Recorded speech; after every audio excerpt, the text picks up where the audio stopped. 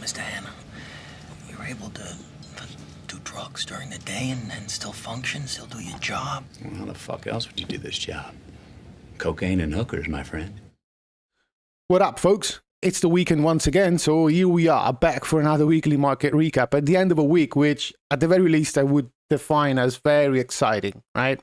And we are basically defeating all the stats about seasonality. If you remember, we were expecting a good enough July and a bit of weakness in August and September. Now, sure, the month of August is just started. We just wrapped up the first week, but if you remember July, it was weak against all the predictions, so to speak. Now, we did also have a lot of economic data, so let's try to get rid of them as quick as possible before jumping into the charts. Now, let's start out with the ISM manufacturing PMI. The number was really good. And, that's a plus for this sector of the economy, all right? What's driving it? As you can read, mainly a little bit of more of a front run of, acquiring all the materials and supplies and all the rest that you may need, right? With, the concerns that these Israeli-US conflict against Iran could, drag off a bit longer and could cause displacements and problems onto the, supply chains. That plus, of course, the AI build-up, which is still running, obviously. So all of that kind of lead to these data point, this big figure right here. Right. So, well, I guess that was good enough. You can read a quick paragraph in here if you want the details, but as for me, that was a good enough number. Then what? From a good one to a not so good one, job openings, pretty low at the end of the day. The trend is still down. We were forecasting 7.4. We came in at 7.36. So not a huge miss at the end of the day, but it is also true. And now I need you to remember a little bit back in time. We're still talking from those old times when Powell was still Fed chair. He said that he thought that they were vastly overestimating jobs, right? And as you can see in here, if you compare, the official data with something like the Indeed total job postings or the link up weekly average openings, you see that JOLTS is pretty much higher than these other two. But these two are actually to be considered real time and maybe much more reliable type of data, because those are actually people going to these companies and ask them to post, a position which is open because they need to recruit new employees. So who's right, who's wrong? Well, again, taking it from the horse's mouth, probably the establishment, it's collecting data with a little bit of flows here and there. And again, Powell acknowledged that. So, we don't even need to question this time around.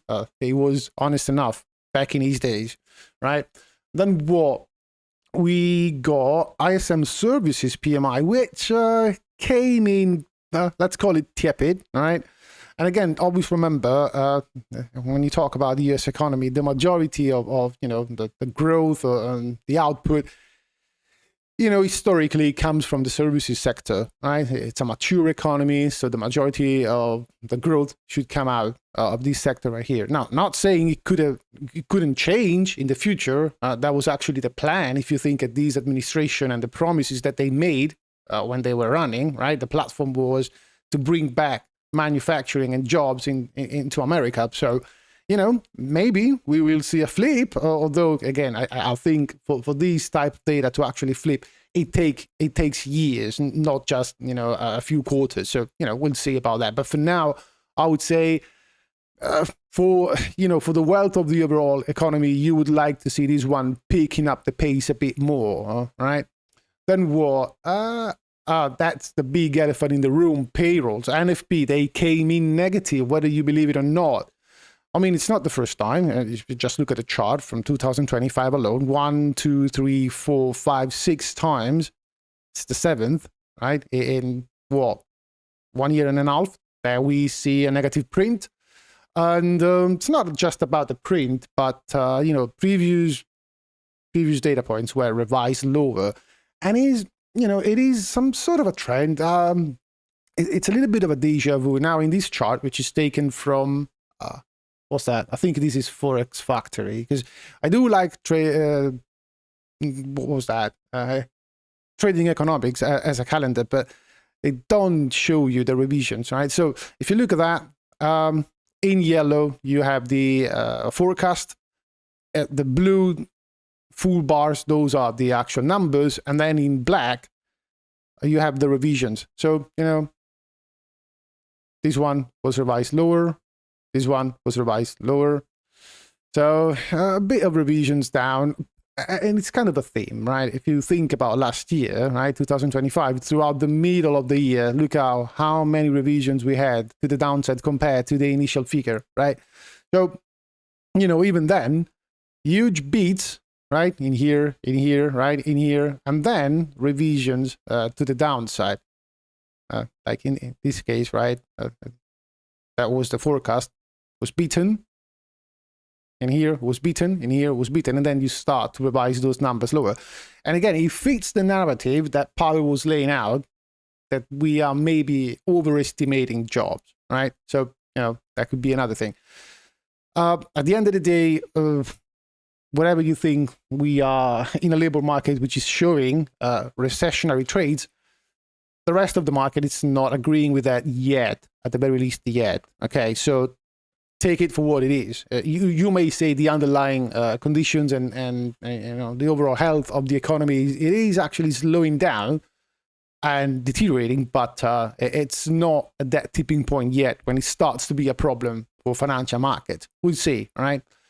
Then what we got, the unemployment rate, which again, it's ticking down, but as we said in the past, this one is going down because this one is going down, right?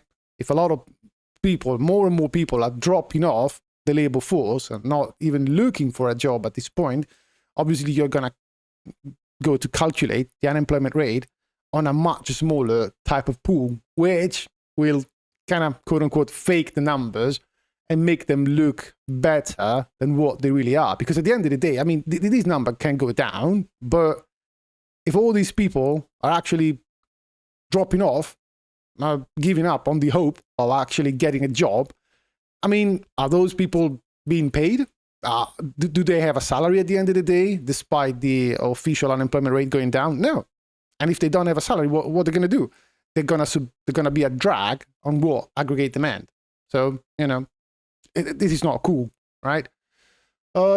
Then, other not so cool things, average hourly earnings year over year, declining since 2022, basically. And again, even this data point right here wasn't good, right? So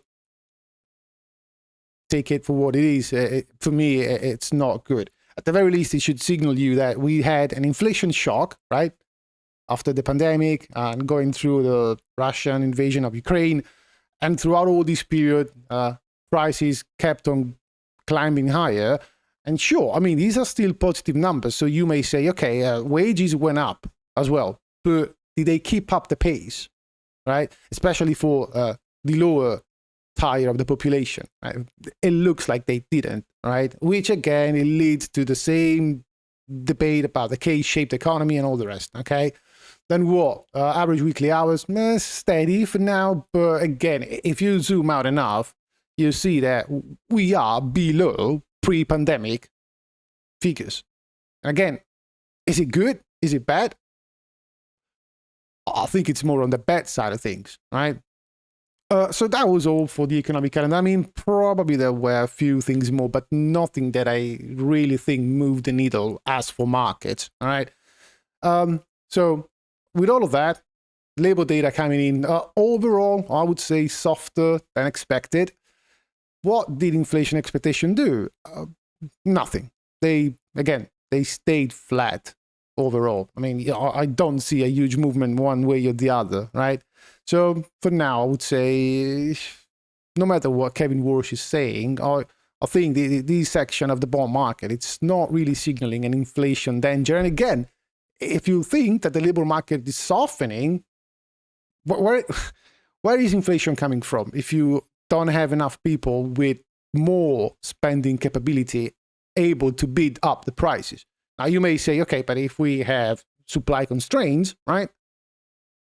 Even if demand stays constant, but you lower the supply because of geopolitics, or because of oil keep on going higher, or because of the Strait of Hormuz being closed, or should I say, remaining closed, right? That could be inflationary. Yeah, maybe. Although, again, I would also argue that if you tell me resilient labor market, oil prices going up, so overall energy prices going up, I would say, yeah, inflationary, because if prices are going up, but the labor market is strong enough to absorb the spike, yeah, you will see people able to bid to afford higher prices. But if the labor market is softening, right, and you add on top of it an inflationary shock, an energy shock, which are basically one and the same, what you're going to get, it's not people bidding prices higher and higher. It's basically demand destruction. People will just quit. And they say, you know what? I'm sorry, but I don't have the resources to afford higher prices. At the very least, I would need to restructure my monthly, quarterly, annually budget. I'm going to keep on buying what I need to buy. Obviously, I'm going to keep on paying my electricity bill. Otherwise, I'm going to need to turn the lights off. But maybe I'm going to drop the spending on other parts of my so-called discretionary spending, which is, again, at the end of the day, aggregate demand would come down, right? So as for trueflation, CPI 2.30, PCE 2.60, unchanged. And with all of that, you look at the Fed Watch tool, and you see that if last week we were basically where 67% for a hike, right? And now we flipped that equation and we are back to, no hikes. I mean, it's almost 50-50, right? There are 5 points, maybe a little bit less difference, but the flipping, so to speak, seems to happen. We'll see. We probably will see more variations in this one next week on Wednesday when we're gonna get CPI. But I mean, remember what I told you. This one is particularly volatile, and I literally told you, let's wait it out. Let's wait for NFP data next week, and most likely you will see this thing potentially changing. It looks like it happened again on the back of a very weak NFP print, together with overestimated jobs by the JOLTS, so all the things we have discussed so far. Other things, I mean, the yield curve, it's still flattening. It's not really moving, so I wouldn't spend too much time into it. The things I've said in the past are still valid, right? So no huge variations for now, at least on my view, right? Then again, you may have people thinking about it differently, but for me, still nothing changed compared to 1-2 weeks ago, right? Credit spreads, I'll check them out. Triple B's flat, double B's still flat, single B's. Obviously, if you look at the junk, yeah, they are coming up a little bit. Obviously, it's in the nature to be a little bit more sensitive, right?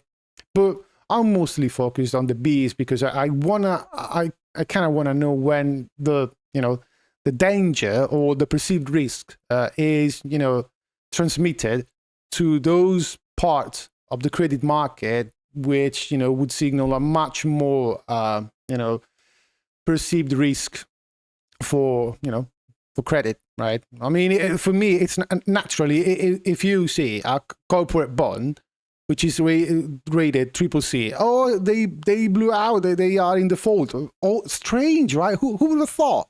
They were promising you a yield of 18%. It was a very high risk. So do you are you so surprised they blew out, right? When you start to see the same things in something which is rated or perceived by the market as much safer, and then they find out, oh, well, it's not safe, how can it possibly be that even these tranches, so to speak, are now in default? So the problem is real now. So this is why I'm a bit more focused on the Bs, right? Okay. So that would be it for the so-called macro part. So after that, let's jump straight into the charts. Talking about charts, let's start out as usual with the DXY, which didn't move a lot. And at the end of the day, what did I tell you? Yeah, look, I mean, all the talks about these coordinated Fed BOJ intervention in order to strengthen the yen and, conversely weakening the dollar. But don't expect the dollar to plummet right away from here because, we are back to the origin of the move. So maybe we are not going to crack it right away. And we just bounced around, spiked a little bit back into the previous support, but, still around 99. If you look at the weekly candle, what we see, well, basically nothing. It's dodgy with a shadow to the upside and to the downside. So really usual indecision, right? Not a lot of movement. The other currencies, the euro kept on drifting a bit higher into this old redistribution before this huge plunge, right? The pound, same, and not moved a lot this week. What else? Dollar Canadian got a bit higher. You remember last week it was stopped in here. This week it looks like it came back to test what? This old, pivot that we have been talking about for, I think, months now, right?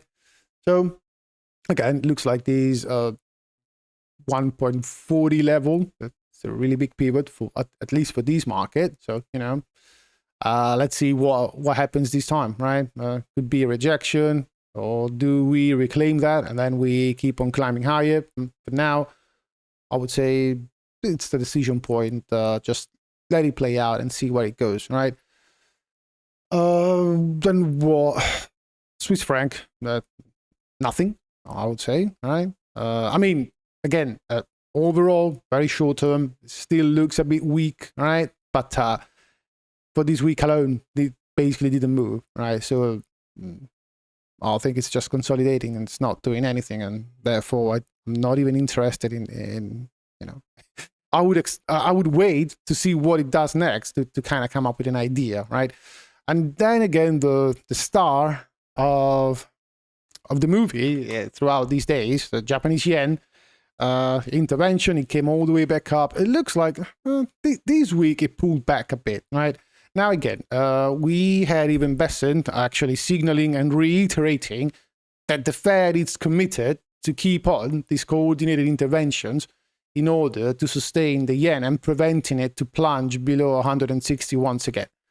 Now again, love it or hate it, I don't really have a strong opinion on that, but for me, it's just pragmatism.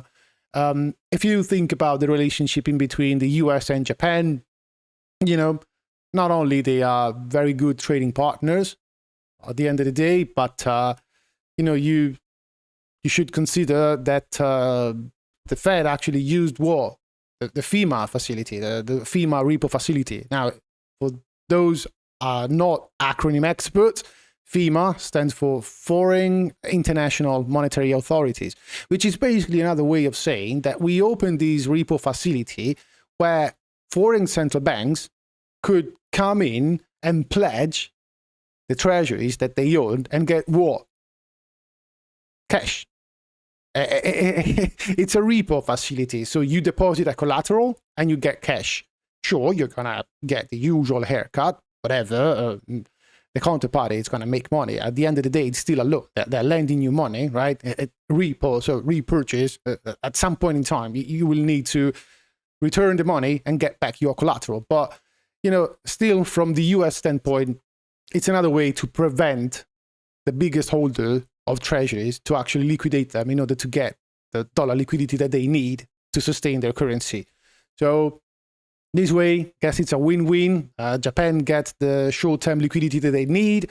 The US actually prevent them to fire sell bonds and probably making a little bit of spread on the transaction at the end of the day. It's kind of like when you have swap lines. Swap lines are not free.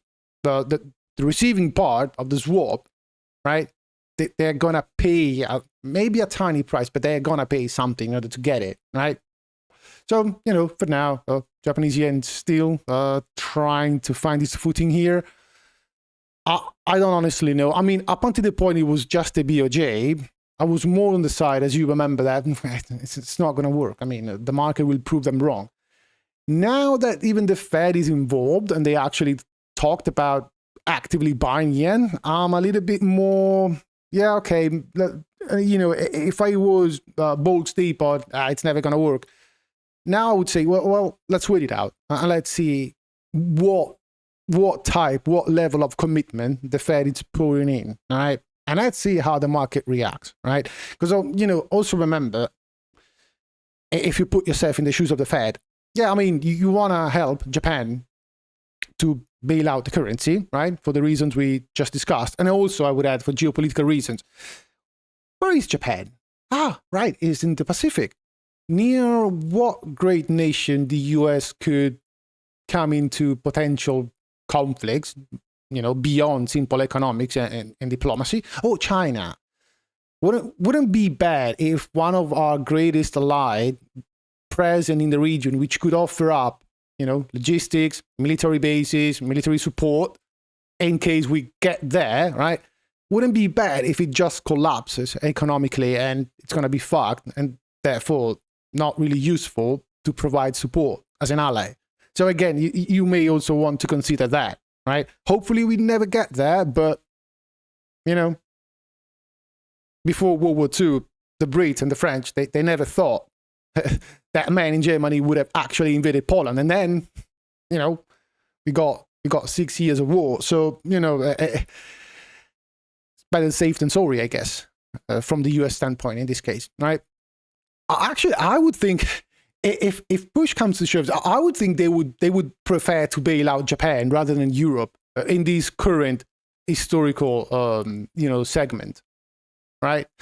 So we'll see how it plays out, but I don't want to go in dark rhetorics and logics.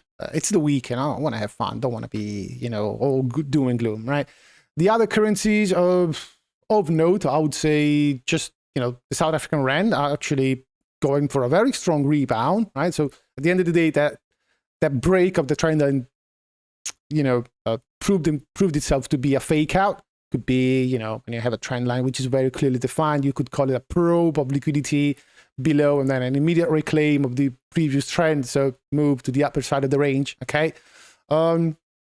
Brazilian real stable, Australian dollar same, grinding back to the upside on the back of what seems to be dollar weakness. Although, again, is it really weakness at the end of the day? I mean, sure, it dropped, but if you look at these type of a base that we built up, don't know if I would call it defeated yet. All right. So yeah, Indian rupee stable, although you zoom out, trend is still down. Russian ruble, yeah. I mean, at the end of the day, it gave all the move back. We're basically at the beginning of this huge run up. So yeah, cool, nicely done. Again, not really a follower of Russian economics, but I'll just keep it because I don't know, because it's a very important country. I needed to fill in this space right here, right? But let's have a look instead at Bitcoin, which again, it's grinding higher, right? So these sort of a breakdown off of this channel at the end of the day didn't see a lot of continuation, and we are still trying to grind higher. In the grand scheme of things, would you call it some sort of an attempt of reaccumulation? Yeah, I mean, so far it looks like it. The only one caveat would be in a week where basically pretty much everything pumped, right? Equities, they did move to the upside. Gold, I mean, we're gonna check it out in a minute, but gold was up 7%, something like it. Other precious metals, they gave signs of life. I just don't understand why Bitcoin it's lagging so much, or it's showing a lot of relative weakness. again, I'm not a huge expert in how the legislation process works and goes through in the US, but I would say at the end of the day, the simple fact that something like this actually didn't pass, right?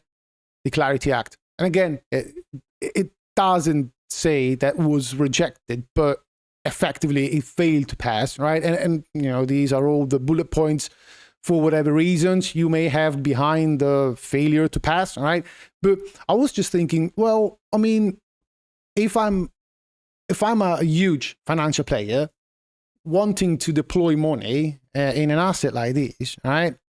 What would I like to have before actually going ahead and pulling the trigger? Well, a legislative framework, a legal framework, right?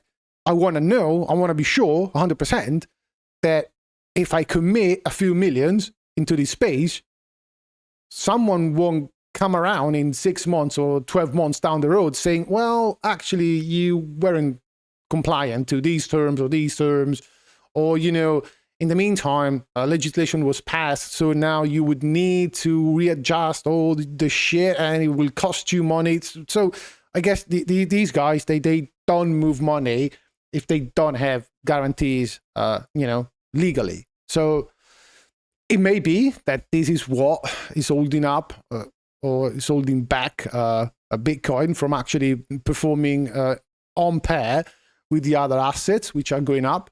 But again, I'm not a legislation expert, not even in my own jurisdiction, so let alone the US, right? But yeah, I was just thinking, well, I mean, if I wanted to deploy millions in something, at least before going ahead, I would consult my lawyers and make sure that we have the green light to do it without any type of repercussions down the road, from a legal standpoint. So other than that, I would say up until the point we can maintain this structure right here with no breakdowns. I mean, again, it is sloppy, it is ugly to look at, but still, they put in a low in here, and never really reapproached that ever since. So up until the point this last, I would call it some sort of a reaccumulation. Again, I would keep on monitoring these low right here, right? This one right here. Again, as a general rule of thumb, I would say up until the point we are above it, all cool. At the same time, up until the point instead we are below these highs, not full on bullish yet. Again, if you start to crack these highs, then I could even consider a very quick shot, a rebalance move against this inefficient leg down. So back to 72, 73, something like that, right? But for now, I mean, if you're in, just exercise a lot of patience, right? And then we'll see. Do we need to talk about the Sailor factor? Just to point out, Sailor, or should I say MicroStrategy, actually sold a bit more Bitcoin. Few millions here and there, so not enough to move price, obviously, but they kept on selling. Is it a big deal? I mean, well, Sailor came out and clarified. When I was saying, "Oh, never sell your Bitcoin," I wasn't talking institutions or companies. MicroStrategy is a company. We have obligations. We need to run a balance sheet. We need to run a structure. But if you are a private investor, you should have never sold. I never sold my Bitcoin. It talks a little bit like that. It talks like a little bit of a... No, I can't say that word out loud. It's not politically correct. But anyway, yeah, it talks a little bit like that. It's very strange voice, right? So yeah, that was it. I don't think it's going to be a factor up until the point we see something like, where is that? The stretch. Yeah, I mean, again, they're climbing back onto par, 95. So if there was a crisis, it looks like it's being reined in. Probably, really, it's because, the market is looking at them actually liquidating a little bit, building up a cushion of liquidity in order to guarantee the payments on these, very high yielding instruments. So, I guess they are a little bit cooler with that now, right? MicroStrategy as a stock is still dog shit, but who cares if we just talk about Bitcoin? It's all well and good for now, right? Let's move on to gold. Well, beautiful run in here, right? To the upside. So we were talking about this kind of a consolidation, and last week it closed in here, basically. So, as we said, that leaves the door open for these to be around the reaccumulation, and if so, expect at that point that will break, right? And looks like at the end of the day, the market actually showed his hands and broke to the upside. I think, look, we are not completely out of the woods yet, okay? In the sense that, for me, in order to start to think about new highs, right, I would need to see this level reclaimed first. So something like this, right? And then holding it, right? Holding it, kind of like we did in here, right? Holding it and then building higher again, right? Because you look at this segment of price action right here, right? There was a lot of distribution in here. So a lot of volumes on the sell side, right?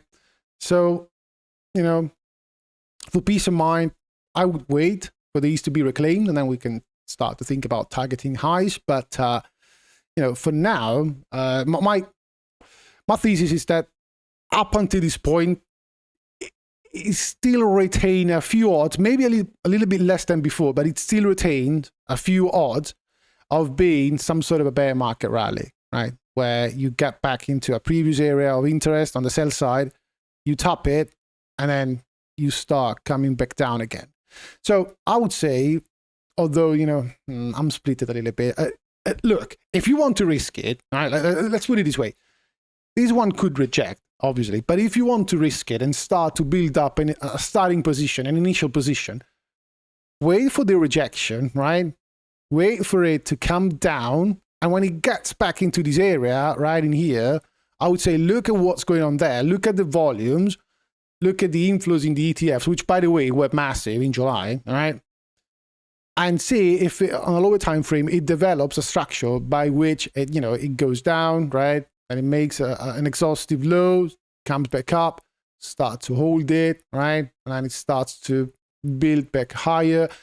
You could judge it on some sort of maybe an hourly time frame or, on a session by session type of assessment. But, I think it would be legit to place a small bet, a starting position here, right? Because if it works, right, and then you actually see a bounce off of this region, and again, there are a lot of assumptions there because we are already assuming that we're going to see rejection here, right? And then we are assuming that we're going to see a bounce here, right? But we don't know. This is just fantasies for now. But I'm just saying this is what I would try to go and do if I wanted to put back on a bit risk on gold, right? And then, if you see it actually showing strength, at that point, it's going to be even easier to add to an already winning position if you see these actually, right? Is it going to happen? I don't know. I'm just saying if these, then that. On the other side of things, you could also say, well, okay, if it doesn't pull back, what do I do? Well, you wait for the reclaim of this level, and then you play the same game, right? If it gets back into this level, which was now traded through, you would expect what? A support and resistance flip. Expected resistance, broken. Now, wait for a pullback in it to see if it's now confirmed as support. So the bet would be trying to see that same pattern intraday, intra-session of reaccumulation here, and maybe trying to buy in here, all right? It's still the same logic. It's just that this time around, instead of doing it in here, you would do it in here. And,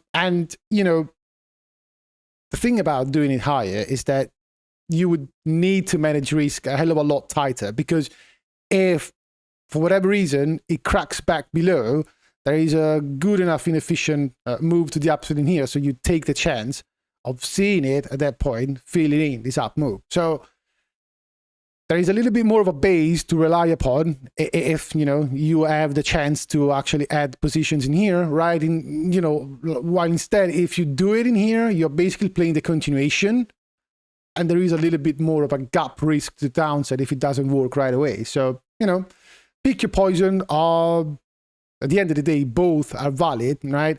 And bear in mind these second example, this continuation play, because probably going to get back to something similar down the road when we're going to talk about stocks, right? I'll try to remember, right? So again, for now, good. Let's see what happens at this level.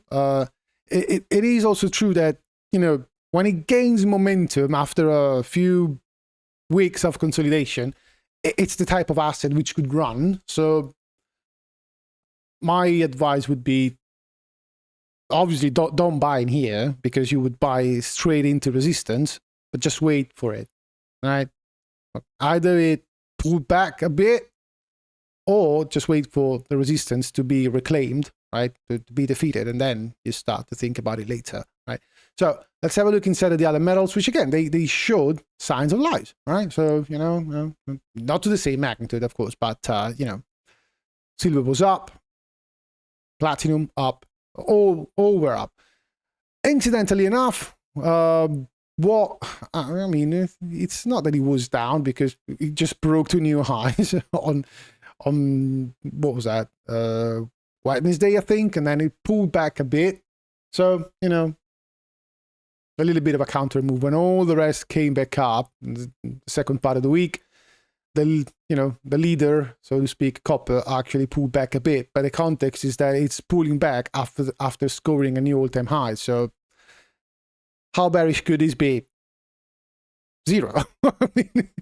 A market which is making new highs. Right? How can you be bearish on it, right? By the same basic definition of a bull market is a market which is making new highs. So it's hard to be bearish on it. And again, I've been, kind of bullish on copper for quite a bit of time yet, right? So, structure is still good. Nothing to reassess in here. Actually, if anything, something to confirm. Bullishness, new highs, right? So just, you've seen how it can behave, right? It can have these sharp drops, right? And then it grinds back higher again. So let it play out, let it breathe, let it pull back. And hopefully it can keep on seeing continuation to the upside, right? Then what? Oil. What about oil? It gapped down, obviously, because of what? Well, last week we went through the weekend with this sort of announcement from President Trump saying, I'm preparing the biggest strike that you've seen since World War II, and then what? And then the usual tackle, right? No, you know what? Now we're talking. Negotiations are going good. We're having very productive talks. Maybe, who knows, right?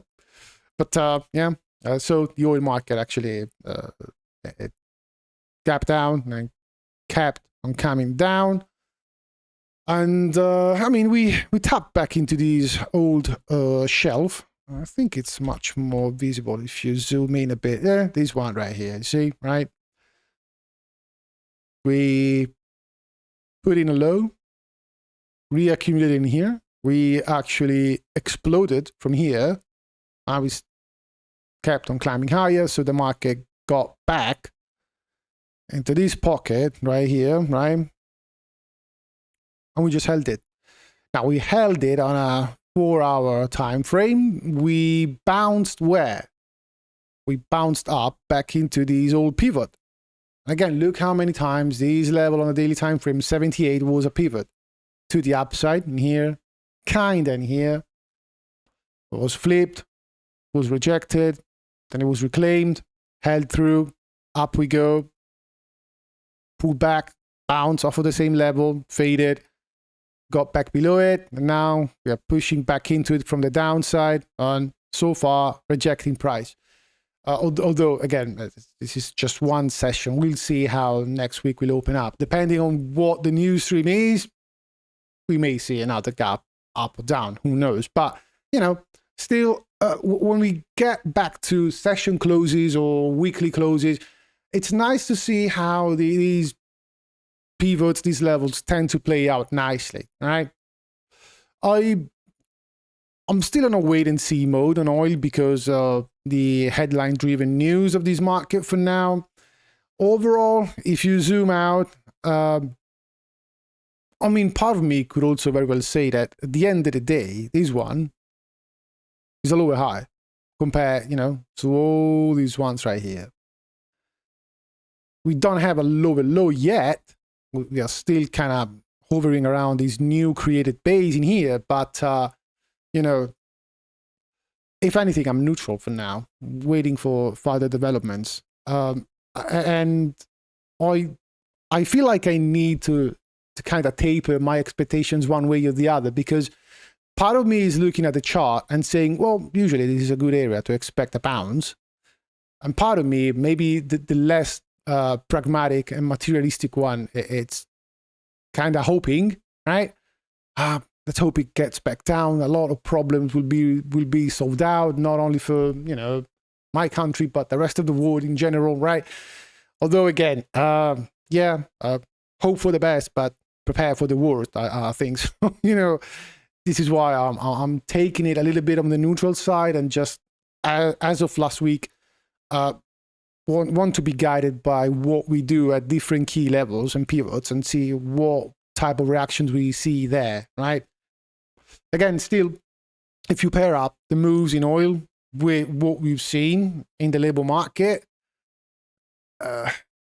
again, higher oil prices onto a softening labor market, demand destruction. And if you have demand destruction, you should expect what? The economy to contract or slow down, and demand for oil going down a notch. Although, again, on the counter, if supply is constrained because 20% of the usual supply, which is flowing out the Strait of Hormuz, it's basically cut out or partially cut out, right? What do we get? Well, basically these, maybe. Market not going anywhere decisively. We got back to a little bit of a balance. Supply was constrained, but maybe even demand is slowing down. Who knows? With all the talks about inelastic demand for oil, sure, but it is inelastic in the sense that at a point you need at least some sort of a base load of that to keep up a functioning country, right? But if you look at the different cycles of the economy, there are periods where demand picks up the pace, while there are other periods where demand actually draw down because of maybe an economic slowdown or an economic downturn, whatever. So, I think so far we are in a little bit of a balance. And, 77, it's not a super high price in order to hurt the economy too much. So the question instead could be, okay, but it's all relative. Maybe it's not high enough to damage the economy, but what about if the economy was already damaged from before? So level by level, same as it was last week. Now let's have a look inside of yields, which they didn't move a lot, to be quite honest. The short end is showing a little bit more weakness compared to the rest, but this week they basically went nowhere, I think. Let's have a look. Well, overall, if you consider the weekly open, they are lower than where they were. Last week, obviously, especially at the medium and long end, but in the grand scheme of things, this is still looking like an uptrend. So what are you going to do about it? A chart is a chart. It's not like you can reimagine that, right? So I think I got... there was one little theme about it. There have been a lot of articles recently, basically starting since the end of last year up until now, basically, especially with energy going up in price, geopolitical crisis, yields shooting higher. And so the thesis was that the 60-40 portfolio is dead. Okay, you're right. So in the sense that, sure, because if you have bonds performing like these, right, that component of your portfolio, we should do what? Reduce the volatility of the portfolio overall, and at the same time provide that guarantee of a fixed income, so flow of money coming in, right? That equation is basically broken, and you should, I think the logic said you should ditch the bonds and instead going for an, what was that? 50-20-20 allocation. So replacing bonds with stuff like gold and Bitcoin, right? And a few other stuff, which I don't even remember now. But the key point was ditch the bonds. They're not helping you out. Sure, okay. But then you look at this, right? You look, since when they started to talk about it, yeah, it was last year, the end of last year, October 2025 through July, through the end of July. So yeah, I mean, we are discarding this last week of price action. All right. What was the return of those assets which should have replaced your bonds? I mean, Bitcoin was down 41% from October to now to July, to the end of July. Gold was down 4.5, although again, we have just seen that probably now it's slightly positive, all things considered, right? So, I mean, you wanted to replace bonds with these, but did they really deliver the returns or offered up the protection that you thought, or the articles wanted you to thought that bonds weren't providing anymore? Compared to what? Compared to an all equities portfolio? Looks like not, right? And historically, at the end of the day, I mean, 60-40 portfolio is still one of those which offers much protection, much more protection against downturns, right? So, you know, for instance, when you think about, because the argument was, well, look, I mean, bonds and stocks started to be pretty much very well correlated. So diversification, it's not obtained by structuring your portfolio 60-40, where 40 is bonds. Okay, but if you replace, let's say, bonds with Bitcoin, they got, right, the same type of correlation. So they move together, essentially. That's what correlation is. But if you look at the beta, which means the magnitude, right? We are talking always relative to the S&P. So when we talk about correlation and beta, it's relative to the S&P, right? So they are both moving with the same correlation compared to where the S&P is moving, fine. But if you look at the beta, so the magnitude of the moves, right? Bitcoin, it's carrying almost 2.1, while bonds are carrying 20 basis points.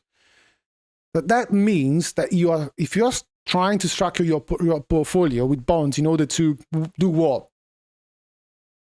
Tame volatility in the portfolio, right? In the sense, maybe the portfolio is going to go down, but if you look at the beta and it goes down, if you substitute the bonds component with Bitcoin, it's going to go down more, or at least it went down more.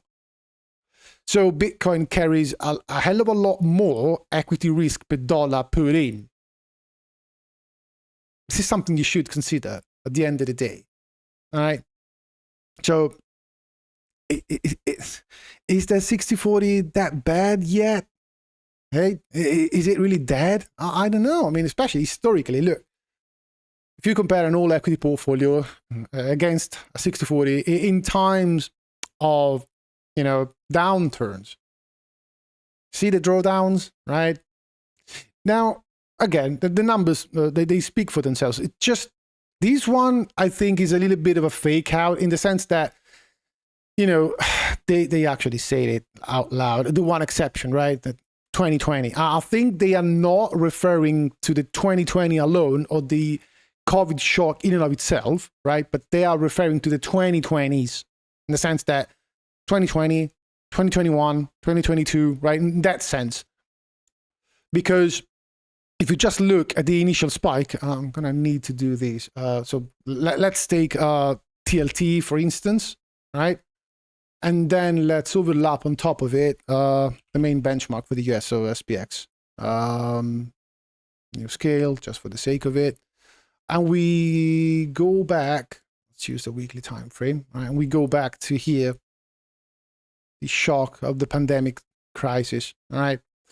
I think they are referring to the 2020s as a whole when they talk about being the exception, because initially, sure, I mean, the stock market dropped 34%. If you had bonds in it, you would have dropped on your overall portfolio value would have dropped 8.5%, because initially what you see a bid for the bonds, flight to safety type of play. But then what? Then you see the stock market actually V-shaped, right? And in the span of, let's call it 6 months, it was back to the highs and it was running higher. While instead, because of inflation and interest rates being hiked, the bonds actually kept on going down. So if you extend the measurement in performance, not only through the initial spike, but to what came after that, then you can justify why they say that was the exception. So if you had a 60-40, of course, the 40 component of your portfolio was obviously a drag on your overall returns. Instead, an all stock, all equity portfolio would have just reaped higher, right? So I get the exception there if you start to zoom out and to consider it on a much larger time frame, right? Still, beside that, it's just one episode over 150 years of history and data. And overall, if you keep on thinking about managing the risk, you should also consider that. When you think about the drawdowns, yeah, right? Let's think about this one, right? Just to name one, because it looks to be a little bit more round number, right? 54, 25, kind of like that. If you are down 54, that's a hell of a lot different compared to being down 24, especially when you think about what? The recovery rate. If you are down 50%, you need to basically score 100% return. You need to double up in order to do what? To get back to break even, right? But if you're down 20, 30%, like say in the middle, right? You need to return something around probably 30, 33%, something like it. So, the recovery rate, needing to make 100% in order to get back to even, compared to the need of making 35, 36% in order to get back to even, your recovery rate is shortened, right, by 2/3 if you suffer a much smaller drawdown. Or, you can frame it differently, like the higher the drawdown, the higher the recovery rate. So in this example right here, the lost decade, you would have need to perform 3 times better, kind of like, in order to get back to even, compared to a portfolio which was structured 60-40. So, again, I still think there are things to consider. And for the most part, I think people are really thinking about bonds in a way which is not really how they are supposed to be treated. Like, I mean, obviously, if you buy a 30-year, right, 30-year bond or whatever, a 30-year treasury, I mean, the thing that brings you to get to suffer losses is that you may find yourself in a situation where you need to liquidate the asset at a discount. But if you're able enough to match up the duration, right, you can enjoy the same risk-free type of returns, right? Because let's say, look, if you buy a 2-year or a 5-year treasury, right, are you going to get 7, 8, 10% of yield on that? No, right? But you will collect the coupons, and if the yields are now up and around 4.6% for the 10-year, kind of 4% for the 2-year, you could imagine a 5-year bond kind of in between, right? So maybe 4.2, whatever. But if you match up the duration, you may say, okay, who cares? In 5 years, I'm gonna have back principal plus the interest, and throughout that period, I'm collecting the coupons. So maybe if I don't have any other cash flow coming in, those coupons alone could sustain me in order to what? To not be a false seller, right? So I think these are the logics that you should apply when you decide to add bonds to your portfolio. It's not just about, oh, I buy a bond because I hope like a stock is going to go up in price. Not necessarily. You buy it for liquidity, right? For safety, right? And because you have the guarantee of return on capital, right? So, and hopefully, beside this last exception, it can dampen the volatility in your portfolio at the end of the day. But if you're just treating it as you would do with a normal stock, hoping that it's going to make, it's going to appreciate 10, 15% year over year, well, I think you're thinking about bonds the wrong way. Okay, so that just to clarify it, right? Now that was enough. So let's start to have a look at the equity market, because there are very few interesting things I wanted to discuss about that, right? So let's start to get into it. As we said in the beginning, it was a very positive week for the stock market, and it started out right at the bat. As you can see, on Monday, we immediately start to push to the upside, both for ES futures and NQ futures. Now, of course, the overnight, the London session, was a little bit more bearish, a little bit of a deeper retest in this weekly opening gap for, NQ futures, as you can see in here, right? But, at the end of the day, ES was initially a bit more stronger, right? So then we start to go up, and then on Tuesday was just, absolutely up only market. It was just like, it was just like Christmas in August. I was looking at 1 minute chart, and every time I was seeing 2 minutes bar coming back down, right, just blindly buying it. It's gonna go up, right? And so it was doing. It doesn't happen very often, but when you trade such strong trending markets, at the end of the day, just push the button. It's gonna go when you see a move like that unfolding itself. All right. Then again, we got to Wednesday, on what we have a little bit of a pause. They both started. They put in a high at the opening for the New York session, and they started to come back down. So I think this is where a lot of people started to think, oh, okay, so this is it. Oh, bear in mind, the Nasdaq was underperforming, right? But at this point right here, right, the S&P was already at new all-time highs, right? So that's one thing to consider on Tuesday, okay? So, a lot of people talking about, this is it. Probably it could be for NQ, that was some sort of a rally to be faded. At the same time, ES will probably fake out the highs and get back into the range. And, for that session and even Thursday at the end of the day, it was a little bit like that, in the sense that we dropped below the previous daily low in here on NQ. And we lived below it for quite a bit of time throughout Thursday, London session. And then what? We, again, kind of like at the beginning of the week, as you can see in here, right? NQ was a bit weaker compared to ES. Right? ES actually held through these lows and actually tried to push higher. NQ needed to get all the way back, filling in, repairing all the structure to the upside from the Tuesday pump.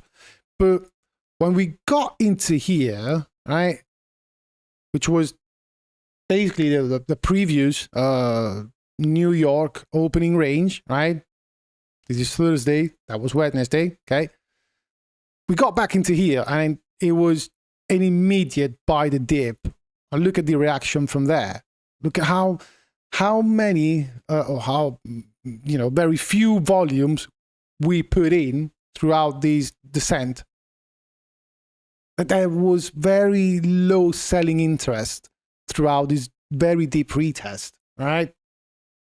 And again, when I saw it, I was like, if we bounce off of this and he reclaims the open, it's game on. His shit is going to rip higher. And this was how it looked on my trading platform back then.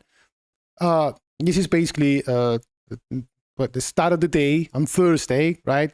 So the blue line in here, that's the London Open, which on the chart right here would be this line right here, okay? And we dropped, right? So we kept on dropping. And as you can see, every time we tried to push back into that London Open, it was a rejection. So we kept on going down, down, and down. In pink now, usually in real time it's yellow. It's now pink because it's a previous day open, right? It was Thursday at the end of the day. You see the open, the push back into what? Another previous New York Open, which again was this one right here. And that was that push, right? If you look at the time, the market basically opened in here in this 15 minutes candle. We get the push down and immediate buyback. So you see, we tap it and immediately we start to reclaim the current open for the day for Thursday. And we use the opening range as a launchpad to keep on climbing to the upside. Perfect mean reversion. And, you know, even throughout the London Open, or the London session, should I say, you see that pretty much every time we traveled past the VWAP, second standard deviation, we immediately got a mean reversion play. Now, this time we are getting the same type of behavior, but, you know, bouncing off a very good level. At the end of the day, kind of like what I was talking about for the DXY chart, when you tap back in the origin of a previous move to one direction, expect a very nice reaction. On top of a mean reversion play, because again, we were past the second VWAP standard deviation, and we start to do what? To reclaim all the levels, reclaim the open, using it as a launchpad, keep on climbing higher, reclaiming VWAP. And then what do? We get back to the same level, which was resistance at the London opening range for the session, Thursday, again. And we start to work it. We start to eat up all the sellers in here, right? Until we can finally break through, right? Then, sure, I mean, at a point, we got back to the previous day high in this line in blue. It's where we put in the high for the day, right? Which was what? Well, I mean, it was the high of the overnight session, which on a time-based chart, it would be basically this one right here. And I do remember that because that's where I basically called the day in the sense that, yeah, I mean, from this point onwards, don't want to take longs anymore. Because of what? Well, I mean, because we tap back into a previous level of what? Resistance, right? And you see the resulting down move from there. I guess it was basically this one right here, as you can see. It was kind of around the London close. I took the last long just to get up to that overnight high in blue in here, right? And from there, you know, sure, maybe, probably expectations will, probably we go up to 800 now, but for me, the easy longs are done in here. We got back to this point. I want to stop going long at this point right here. And that was an hourly chart right in here. If you look at the same day, that same spot, and if you check the hourly chart, right, this is it. It traveled all the way back down before the previous hourly open. And we kept on drifting, you know, sideways ever since. Although, you know, by the same token, it wasn't bad. I mean, we were still holding this level right here. I try to highlight that. Would be kind of like this, right? This level here. Because that was what? I mean, if you think about it, if you look at the structure, right? Every time market goes up, comes back down, goes up, comes back down, goes up, comes back down. So now if you can invert, it goes up, comes back down, and then now it goes up, and now it's using those segments, those levels, which were previously used as redistribution. Now they're using it as support. So getting into the next day, when I wake up, I'll see that the market held through throughout the Asia session, right? And then it starts to go up. Frankfurt Open pushes higher. So at this point, I'm already like, well, you know what? Look at the 15-minute structure. Considering where we are coming from, right? All the previous day, push into that previous New York Open, and then holding, right? Holding the level, which could now be considered flipped. And I start the day and I see that, you know what? Look, 15 minutes goes up, pull back, feel the inefficient delivery and goes up. Goes up, feel the inefficient delivery and goes up. So ahead of the London Open, I was already like, you know what? Are we buying this or not? And yeah, I mean, it wasn't a huge move, especially because it was ahead of FOMC. But yeah, that was a good buy ahead of it. So why not? Was it essentially? In orange, that's the London opening range. I basically bought the dip below, so that would be London opening, right? Dipping, filling in the inefficient delivery, right? So, you buy that and you wait for what? Well, basically to travel back toward the Asian highs, which for that session was here, right? So, I mean, was pretty easy, especially because, again, that's the same chart as it was at the time. Look at the volume profile. There was basically nothing either for the current session and, even for the previous session. It was very tiny volumes at the highs, if not these tiny little nodes, which is not even visible. Definition, it's not that great. But yeah, in here, this tiny little node, which was matching up with the Asian high, which is why, at the very end of the day, you take profit there and then you wait, right? So, that was it. I mean, then what? Then we kept on drifting higher. I mean, we had FOMC, of course. And remember what I said when we were looking at this and I decided to stop longing. Probably traveling back to where? 800. 850-ish, right, was the high. And every time we started to get into the 850-ish, we found what? Sellers. So again, if you look at what the open was, New York Open for Friday, that was it. Opened up, a little bit of a consolidation. We got back tapping into what? Previous session opening range, kind of like that, right? In orange, London. And then we started to come back up. We get back into the open, accumulate around it, and then what? And then we start pushing. That was a little bit of a frustration trade. I got an entry in here, right, in this range. Moved the stop to break even, was tapped, was cased, and then price just ran. But I managed to take this one. I was actually buying this this consolidation. You see that? I was able to buy this tiny little dip in here, right? And driving it all the way back up to the initial balance high. For those which don't know, initial balance high is basically the high of the previous hour of trading for the session. So this is where the session starts. This is the high, and this is the low of that the first hour. And I wanted that not only because, usually I do expect a little bit of a reaction around those areas, but also because if you look at the prices, it was around 820. So for me, it was good enough since my thesis was, well, I mean, we are probably going to travel back into the 800. I mean, a little bit of an overshoot, sure, but I would expect to find a little bit of resistance there, just because of the nature of it, because it was the kind of the mean of the previous of the Wednesday range. There was a little bit of a good amount of volume in here, right? So yeah, I said, you know what, take that, and after after you're able to get the target, stop for the day, right? And again, here you can see where it was that dip right under that 1 minute consolidation that I bought. So, at the end of the day, not bad. I mean, the market moved nicely.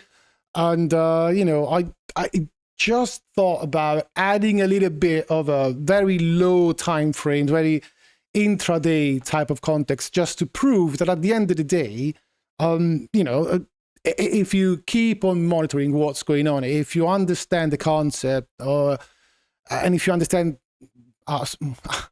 was meant to say the context, sorry, not the concept, the context. If you understand how the market is moving and what the most likely direction will be, there are money to be made there, right? Now, going past that and zooming out a little bit, going beyond me and my experience personally as a NQ trader this week. Overall, if you look at the bigger picture, what do we see? Yeah. Do you remember when we were saying, well, look, I mean, no matter what we're saying, we're waiting here, the S&P is not really going anywhere. It's going sideways, right? Yeah, sure. The Nasdaq, it's underperforming, right? And last week when it closed on a little bit of a rejection, but, you know, looks like Monday, reclaim that previous level, and then it should higher. Now, not to mention, now that I look at that, zoomed out, that retest on a Thursday in that previous, at this point, how many times did I repeat that, right? In that previous New York opening range before the run up, right? What was that? It was also the retest of this trend line, which was governing the trend down, which was broken and retested, same area. So again, another reason from a higher time frame standpoint to say, you know what, if the reaction is good here, this market is probably going to bounce. Sure, you're talking intraday, intra-week, but just 2 days of price action, but yeah, it keeps you on the right side of the tape, all right? Now, I mean, if you look at the closes alone, the S&P closed at new highs on a Friday. Nasdaq on a closing base, yeah, I mean, it's not bad. I mean, as you can see, it looks like dip, reclaim, up we go. So could keep on hoping on higher prices for both indices and you know, both Nasdaq and the S&P. Do you remember the logic was, look, the S&P is not really going anywhere, and yeah, maybe we may see a little bit of limited upside because the Nasdaq it's not really participating yet. But you know, again, what if now you see the Nasdaq actually starting to catch up?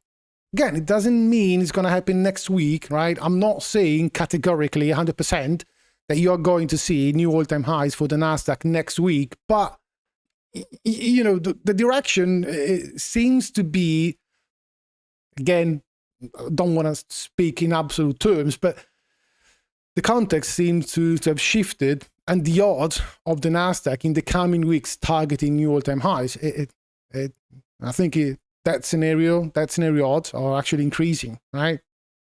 Especially again because the rest of the market is still bullish. Look, Russell pushing highs, Dow new all-time highs. So you know, I think at a point you should see the Nasdaq starting to participate in it.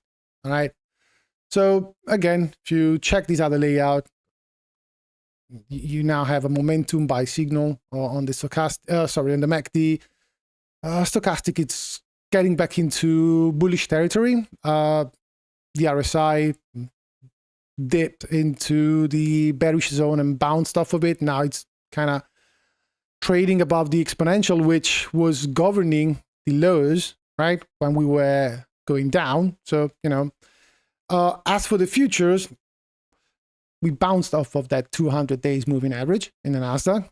Yes, 100 days moving average, more or less. And now you see what? You see that all, for yes, all short-term moving averages are upside sloped, and the fast are all above the relative, you know, slower. So, you know, for the Nasdaq, we're just seeing the pinch, right? Where, you know, the faster ones are trying to get back above the relative slower, and they are trying to, you know, getting upwards sloped once again. So, you know, I think you should be positive on this one. Looks like a very good bullish scenario. It would take a lot now to flip me bearish once more. The Nasdaq would completely need to destroy this up move and getting back trading below 28,500, 28,500. Up until the point I don't see the Nasdaq trading below that, I can't possibly be bearish, right? Same as for you know, the S&P.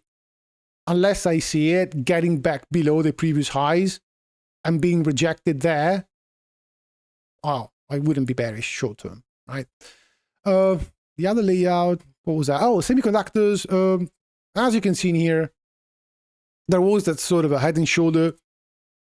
Not really got to target, but you know, from a Fibonacci standpoint, we bounced off of the 50% level, we are now basically testing back in what was the neckline of these supposed head and shoulder.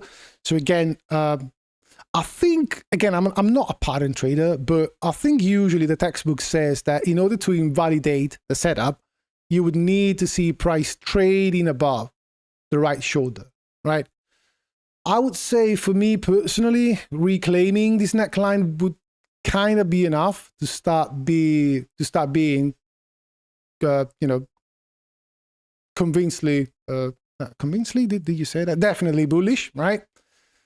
But again, if you go by the textbook, you would need your right shoulder right here, right? Other than that, the ratios is now the max 7 holding above the 50 days moving average, if you think about the ratio, right? Looks like we are having that flippening where mags, it's now performing better than momentum, so kudos, right? And in black, SPX, it's catching up with the RSP, so with equal weighted, and we see the Nasdaq trying to catch up with everything else.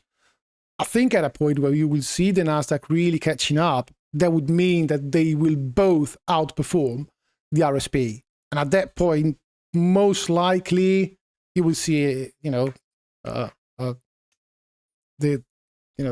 these further rotation being completed. I'm not saying we're there yet, but that would be the sign that we are rotating again back from value to growth, right? Most definitely. The VIX was particularly low. I mean, it closed in the 14s ever so slightly, but it did. I didn't screenshot the chart, but it is also true that the VIX is now trading below realized volatility. So that volatility premium is completely evaporated, which again, I still think it could be concerning to some degree, but I mean, for now, up until the price is not actually following along, I wouldn't lose sleep over it, to be quite honest. I'm just saying it is something to keep there, right? And don't forget, okay? Well, because of what? How can I frame that? If the premium is evaporating, it means that there is no interest in actually, selling volatility. Therefore, you could also say if no one is trying to sell it to keep it down, right? It would be much easier for it to spike to the upside. And usually when you see it spiking, it's not good for the market. But, I think it's a bit up in the air. It's a little bit trying to put the cart in front of the horses. So, I'm just keeping it in the back of the mind, but I'm not overly concerned about it for now, right? I mean, you could pair it up with that thing we were looking in the past about, the decorrelation among different sectors of the market, right? So it could also happen that if and when you have that spike in vol, right? You could see the market getting back to a positive correlation across the sectors, which is, if it's coming together with a big spiking, it could signal a potential risk for, a little bit of a drawdown overall. But again, I'm not seeing the signs or the risks actually materializing for now. So I would, again, keep an eye on it if you can. But for now, I wouldn't be overly concerned, right? It's just something which is there, but I wouldn't put too much emphasis on it yet, right? For now, what I think it's signaling, it's basically dispersion, right? To me, it's just dispersion. And again, you can actually witness dispersion when you look at the different sectors, right? The materials this week went all the way up, right? Instead, communication kind of up, but at the end of the day, pretty muted, right? Energy instead was a little bit weaker. Financials, wow, they're all going up for now, despite this tiny little bit of pullback at the end of the week. Industrial, new highs, right? Technology starting to perform better. So probably targeting the highs. Who knows? We'll see. Instead, staples are now starting to, stalling a little bit and underperforming the rest of the market.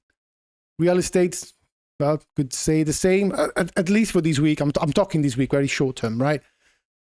Utilities, down a lot, right? Healthcare, this week was up at the end of the day. So, again, not bad. Instead, consumer discretionary, huge rebound over the last 2 weeks. So as you can see, that the market is moving short to the upside if you just look at the index, but different sectors are moving in different directions. And even when you see earnings reports coming up, for instance, this week we got AMD, which was stellar, right? But the stock was punished. And then we've seen Western Digital, very good report as for earnings, and the stock was punished. Again, the report in itself was good. The guidance was a little bit on the softer side, maybe. But at the end of the day, you've seen stuff like Palantir reporting earnings, and the stock was massively appreciating. So, the dispersion of returns across different assets and different stocks and different sectors of the same aggregated market, they can be a little bit different. So I think this is the main read I would get out of, realized volatility being above expected volatility for now.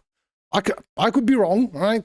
As usual, it is just my interpretation. That doesn't necessarily mean it needs to be yours, but just for the sake of it, I would take it like that. So again, in all of these, despite all the doom and gloom, despite all the AI capex is done, no return on investment, and then you see the market going to new all-time highs. So again, it's just the way it is. All right, it's just the way it is. Sentiment was bearish, headlines were bearish, and what do you get? Massive rebound all across the board, right? But a few slides before we closed in. If you think about it, right, throughout the period, which 12 last 12 months, what you see is that there is a point, right, in having concerns. Like hyperscalers, not all of them were actually performing good, but stuff like Micron, those sectors, those companies which are actually providing what? Well, the tools that you need in order to perform these AI build-out, like memories, like chips, whatever. I mean, there are a few exceptions, of course, like Alphabet, right, or Amazon at the end of the day. But, again, on a 12-month base, you see that stuff like Meta or Microsoft, they didn't perform that good overall, right? So, just because we say that the market eventually actually found new all-time highs, it doesn't mean that below the surface, and again, getting back to the talks about volatility, dispersion, and all the rest, it doesn't mean that behind the surface, everything is particularly cool and dandy, right? Now, it is also true that when you start to look at where the money are going at the end of the day, right, hyperscalers are instead the clear winner, right? So the profits for every $1 spent in AI, 1/3 of that, it's going to the hyperscalers. A good chunk to the chip makers, memory makers, but then, down the line, equipment, server, custom chips. So, chips and equipments alone, they are basically getting, a lot of what it's coming out from every dollar which is put in. Or, in other terms, if you want another type of, I think I have it down the road. Yeah, maybe later on. But before that, there has been a lot of talks, again, getting back to the usual prophets of doom and gloom. There have been a lot of talks about off-balance sheet debt, as saying We remember we were talking about no return on investment, yada, yada. The debt is too high. Now we're talking about off-balance sheet debt. I mean, just read the paragraph. I'm not going to read it all, right? But it looks like these evil corporations are trying to hide the real wealth of their balance sheet because they're putting a lot of debt off balance sheet. And it's legit. They are actually doing it, right? But the thing is, that's not against the law, first and foremost, right? You have those footnotes, right? And you put there, you put there what? You put there commitments, obligations, right? And arrangements, contracts which have been already signed, deals which have been already struck, which will lead to a monetary outflow from the company into the future. But since they didn't happen yet, you can't put them in the balance sheet as actual passivity, all right? So you put in the footnotes that, yes, in the future, I'm going to have to sustain these expenses. I'm already, tied to it. But since they didn't happen yet, I can't put them in the balance sheet yet. They didn't materialize themselves. And the narrative is, yeah, so people are investing in these companies. They look at the balance sheet, but the balance sheet, it's faked. Okay, so I think it's a little bit disingenuous.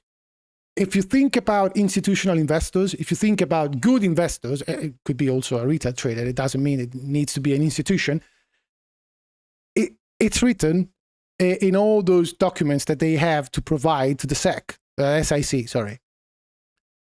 So if you tell me that you are investing your money and you're not reading the footnotes, well, then I'd say, shame on you, right? It's not the hyperscaler's fault. It's shame on you, right? The devil is in the details, as usual, right? And at the end of the day, again, if you think there are sophisticated investors out there, wouldn't you think they're reading the footnotes? And if they're reading them and they're still buying the stock, what does it tell you about how the market is valuing these stocks and these companies, right? So again, it's a little bit of an over-exaggeration for me. I'm not saying this couldn't be a drag on future cash flow or earnings in the future, but I'm saying that for now it's a little bit of an overreaction, right?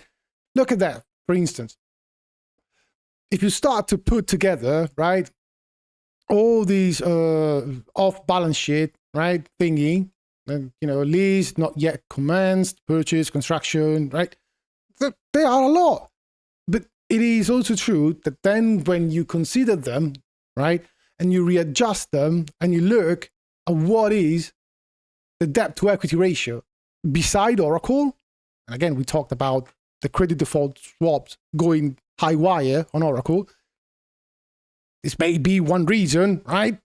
But if you look at the rest, Meta, 2x, Google, 1.16x, Microsoft, 1.12, Amazon below 1.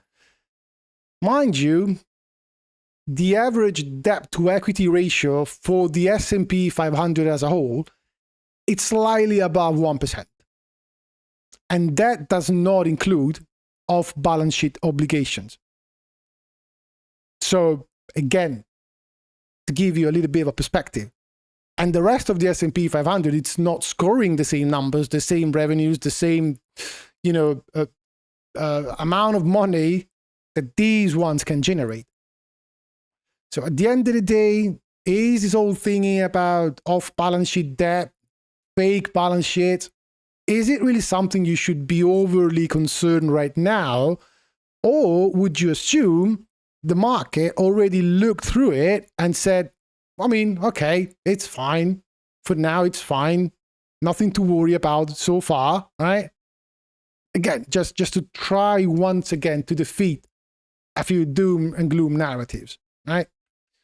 And what do we have? As for the market as a whole, the S&P new highs, here you see what happens when you have a market which is breaking new highs after 1 month, 3 months, 6 months, and 12 months. So the majority of the time, you see that new highs lead to what? More new highs, right? So for now, again, don't be overly concerned. Oh, this is the other diagram I was talking about when you think about how $1 of money being spent in AI is distributed across the value chain, right? So if the previous diagram, you didn't like that, you have this one, right? And even if you look at valuations, right, in this chart right here, you can see, the current valuation, the median, the different percentiles, 10th, 19th, interquartile range. A lot of nerdy words and stuff, but the key thing is this: energy, it's not that richly valued for now, right? Utilities, not richly valued for now. IT, would you believe that? Not richly valued for now. So, it looks like, again, getting back to the charts, if this tech sector wants to go, there is room even from a valuation standpoint, right? While instead you have stuff like consumer services, right? Which, it could be a bit more on the, overbought side of things, so to speak, from this metric alone, right? So, wait a second. Did I say utilities not richly valued? Oh, well, I guess I was wrong. I mean, the current one, it's on the upper side of everything here, so got that one wrong. Or maybe I was, no, or did I say materials? Can't even remember, and it was just 30 seconds ago. But, energy, materials, and IT, right? To correct whatever potential mistake I've made previously, right?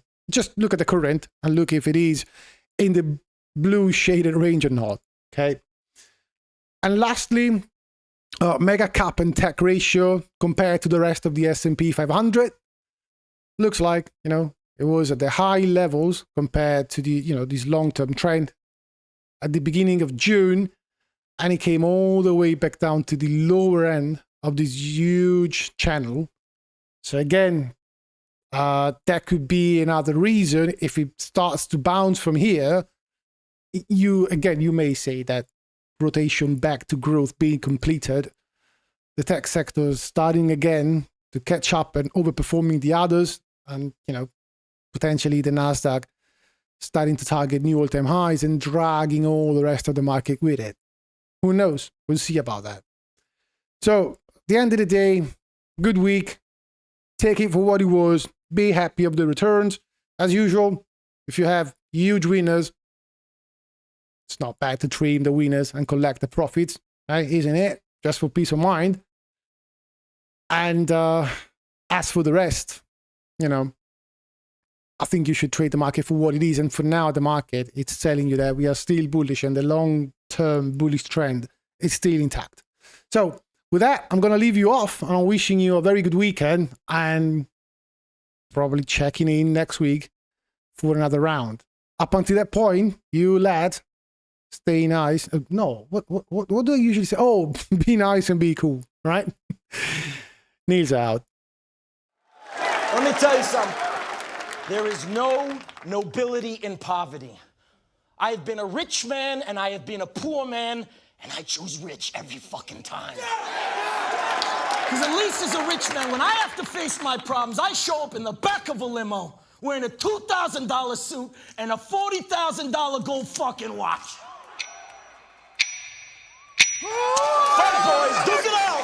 Hit him! Hit the fuck off of me! Now, if anyone here thinks I'm superficial or materialistic, go get a job at fucking McDonald's, because that's where you fucking belong.